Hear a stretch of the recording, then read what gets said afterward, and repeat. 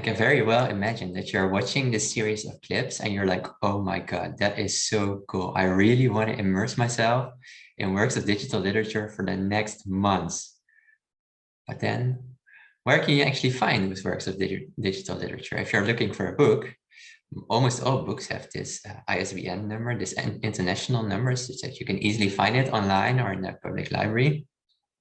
You can buy your books in a bookstore, perhaps.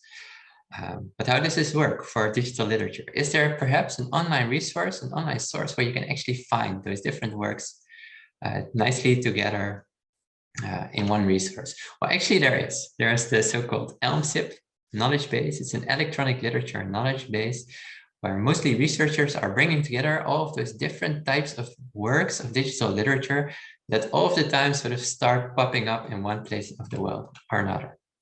So here, for instance, you see a list of creative works, over 3,500 different creative works of digital literature that come with a lot of information in this database. And it's all sorts of different types of works. So it's, for instance, those poems that you can experience in augmented reality, but also stories that you can really immerse yourself in using virtual reality, also interactive stories that you can experience on your smartphone, perhaps poems that are generated by an algorithm that you can play around with yourself, or even like some literary games.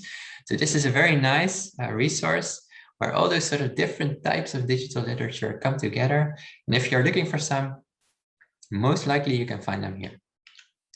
What's also nice is that you can sort of divide them into different categories. So in Tilburg, recently we've been developing a list of digital literary works from Flanders and the Netherlands. So if you're looking for something specific that perhaps has some Dutch text in it, then you would find it here. And again, here are all sorts of works that only actually have two things in common. They are works of digital literature, and they were made, or they sort of relate to the literary tradition in Flanders and or the Netherlands.